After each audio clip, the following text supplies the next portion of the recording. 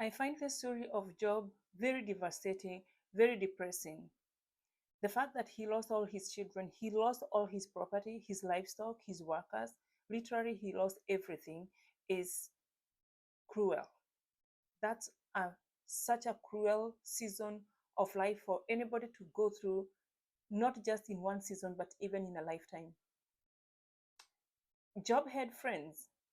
They came to comfort him, the three of his friends. When they came, they did a good thing to come and comfort Job. For 7 days, they did not speak. It was such a good time, just being there, mourning with Job. Unfortunately, when they opened their mouth to speak, all they could do was accuse Job of wrongdoing. They thought Job had sinned against God. He was living a sinful life. That is why he was going through all the suffering that he was going through.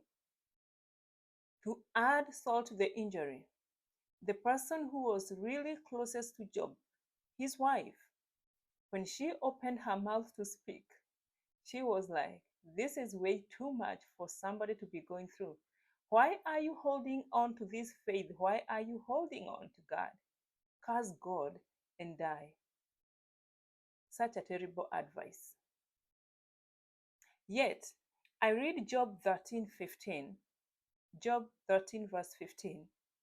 And Job, despite everything that has gone through in his life, despite the accusation from his friends, despite the advice from his wife, despite the fact that he says even small boys cornered him, despite the fact that even dogs will not even come around him, he compares himself with dogs.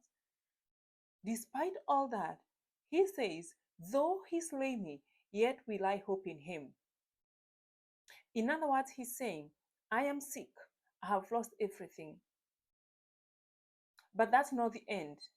Even if he kills me, I will still trust in him. I will still hope in him. And he says that indeed this will turn out for my deliverance. It's such a challenge. It's such a challenge because there's a lot of suffering that is going on in the world today. The world is chaotic. People are suffering from diseases, from lack, from hopelessness, from depression, from drug abuse, drug addiction, from parents suffering because of wayward children, children suffering because of unsupportive parents. I mean, there's just so much suffering that is happening in the world today. And even in that suffering, I don't know, when we're going through suffering, that suffering, what comes to our mind. Personally, I have gone through a very difficult season of my life.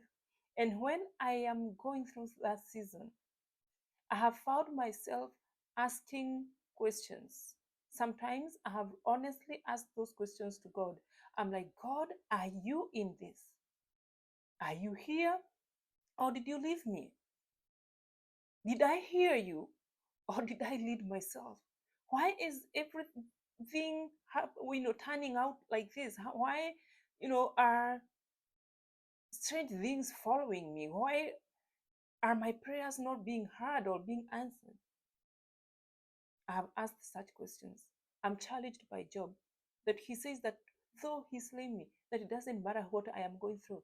Though, even if God goes to a point of killing me, yet I will hope in him. Such an encouragement to know that the faith that we hold on to should not be shaken because of the troubles of today. And so I'm also seeing that the suffering that we go through every single day is not news to God. It did not catch God by surprise. He knows it. And how I know that is because it is Job. Actually, I was shocked to see that it is God who would mention Job's name to Satan first. So Satan and the angels are coming to present themselves before God. And God goes ahead and asks Satan, where are you coming from?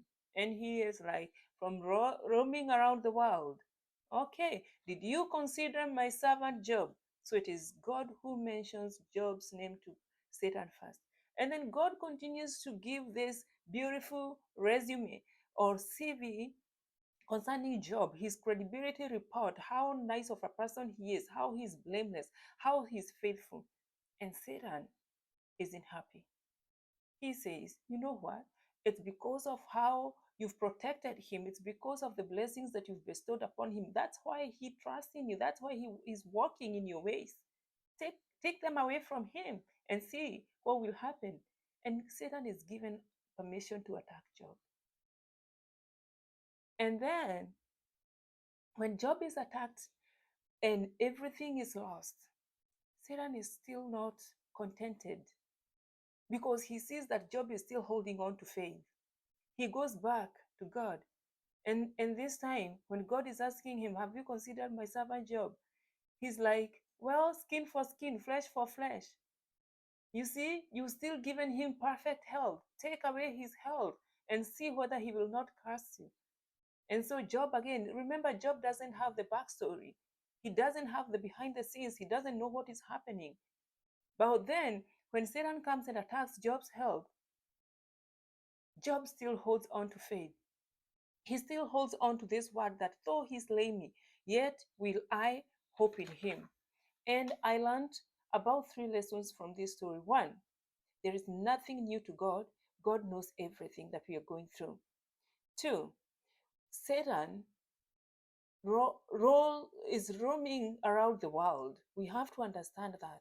And this is confirmed in the book of 1 Peter chapter 5, from verse 8, that says, your adversary, the devil, prowls the world, rolling like a lion, looking for someone to devour.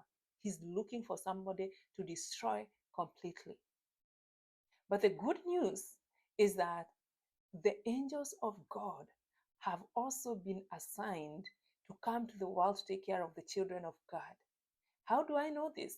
Psalm 91. Psalm 91 says that I will command my angels to guard you, that your foot will not strike a rock. So, Satan and the angels, all of them are operating in this world. They are on assignment. The only difference is in the assignments. The devil has come to destroy, to devour, to finish, to steal, to kill, to destroy. The angels of God have come for protection. They have come for our good. They're here for our good. They're here for the good of those who believe in God. Let's understand that. We need, therefore, to understand the tactics of the enemy, that he is a deceiver. He is the father of lies. He is a destroyer. Remember how he was tempting Satan. He will come and tempt you with all these nice, things that appear so good. He camouflages himself as an angel of light. You'd think that he's an angel of light, yet he's a deceiver. He will deceive you into the wrong ways. You will fall, and then he'll be there laughing at you. So we need to understand his tactics.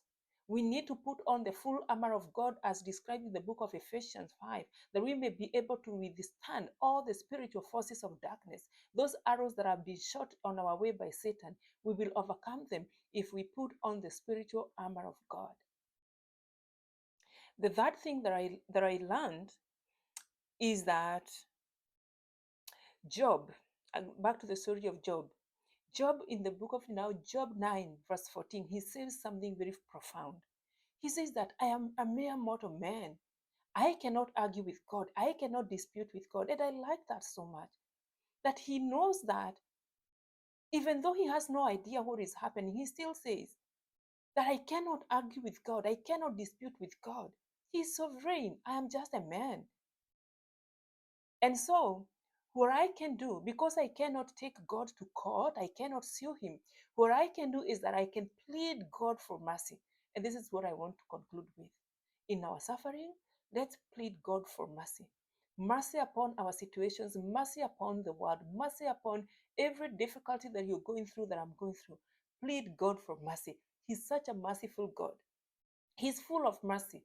He says, call unto me and I will answer you. And David says, I called to you and you heard my cry and you came to my rescue.